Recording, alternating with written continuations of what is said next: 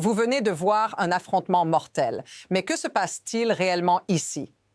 Des agents fédéraux, un décès tragique et une atmosphère politique tendue. Tout cela filmé et pourtant personne ne s'accorde sur la vérité. S'agissait-il d'une exécution, d'une légitime défense ou bien y a-t-il quelque chose de bien plus sombre qui se trame? Ce n'est pas simplement l'histoire d'un homme ou d'un incident, c'est le cœur du système de justice du pays qui est mis en question. Alors, pourquoi personne ne donne de réponse claire? Restez avec moi, car ce que nous allons dévoiler est bien plus vaste que ce que vous imaginez.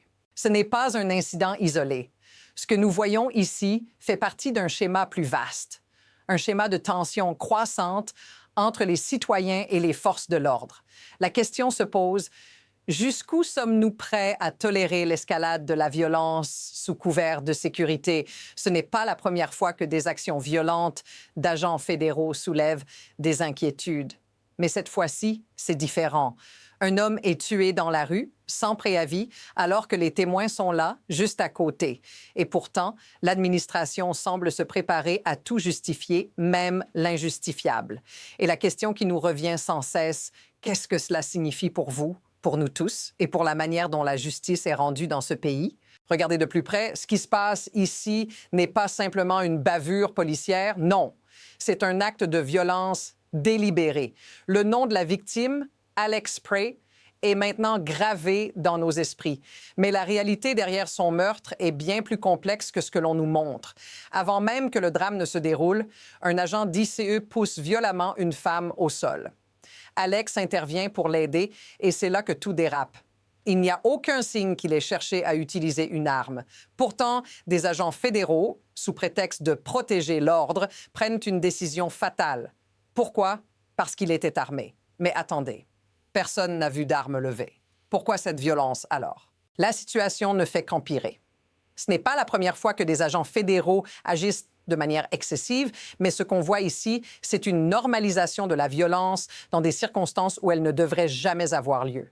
Rappelez-vous des événements passés, des répressions brutales, des violences policières en plein cœur des villes. Ce qui semble choquant aujourd'hui est en train de devenir la norme. Et ce n'est pas juste une tendance passagère. C'est un changement inquiétant de la manière dont nos institutions fonctionnent. À chaque incident, on franchit une nouvelle ligne. Mais ce qui est encore plus dangereux, c'est que personne ne semble arrêter cette spirale.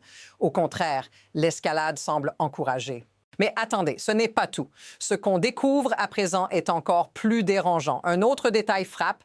L'administration, au lieu de répondre à l'indignation publique, tente de justifier l'injustifiable. Il ne parle même pas de ce qui a réellement mené à l'incident. Non, il pointe plutôt du doigt un détail. Alex Prey était un homme armé, possédant une arme à feu de façon légale.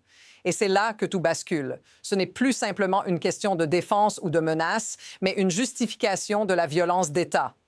Si détenir une arme légale est désormais une excuse pour vous abattre dans la rue, qu'est-ce qui nous attend tous? Il y a quelque chose de profondément tordu dans cette logique. La pression monte à un rythme effrayant. En ce moment même, plusieurs événements liés à cette affaire se déroulent presque simultanément, créant un enchevêtrement de chaos. D'abord, des témoins commencent à partager des vidéos montrant des agents fédéraux qui empêchent la police locale de sécuriser la scène. Puis, des informations circulent concernant les antécédents de la victime, révélant qu'il était infirmier en soins intensifs. Mais cette histoire ne fait que s'aggraver. Chaque nouvelle révélation semble ajouter du combustible à un feu déjà trop grand. L'ICE continue de repousser les limites de la violence et la question qui se pose désormais est simple. Que se passera-t-il si ce cycle continue?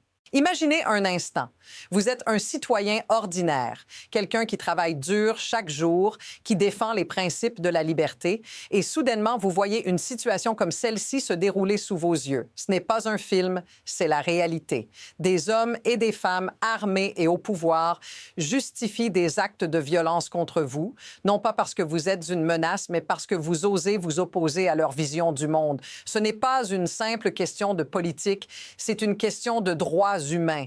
Et c'est là que tout devient personnel, parce qu'au bout du compte, c'est vous qui êtes en ligne de mire. Et si ce sentiment vous semble familier, faites-le nous savoir dans les commentaires. Mais au-delà de l'indignation immédiate, il y a quelque chose de plus profond à comprendre ici. Ce genre de violence ne se produit pas par hasard. Il existe un système en place qui permet que cela arrive, un système qui tire parti de la peur et de l'incertitude pour asseoir sa domination. Des agents fédéraux sont envoyés sous prétexte de sécurité nationale, mais en réalité, ils sont là pour maintenir l'ordre, peu importe à quel prix. L'idéologie qui sous-tend cette violence est alimentée par des leviers puissants, les intérêts économiques, la peur de perdre le contrôle et bien sûr le spectacle qu'on nous vend à travers les médias. Ce système nous manipule et nous divise. Et tant qu'on n'ouvrira pas les yeux sur cette mécanique de pouvoir, nous serons condamnés à revivre ce cycle sans fin. Regardons maintenant vers l'avenir. 2 scénarios se dessinent clairement. Le premier, l'escalade continue. Le gouvernement persiste à justifier l'usage de la force contre ses propres citoyens et le fossé entre le peuple et ses dirigeants ne cesse de se creuser. Nous pourrions voir plus de répression, plus de violence et une société de plus en plus fragmentée. Mais il existe aussi une autre possibilité, une autre voie, celle où les gens se lèvent, unissent leurs forces et revendiquent leur droit à la liberté d'expression, à la protection de leurs droits civils. Mais voilà le problème. Dans quel sens allons-nous vraiment aller? Ce mouvement est déjà en marche, mais il est incertain. Le prochain mouvement est déjà là et il pourrait tout changer. Ce qui se joue ici n'est pas juste une bataille pour la vérité, mais pour l'avenir même de notre société. Ce qui se passe aujourd'hui pourrait définir ce que sera demain.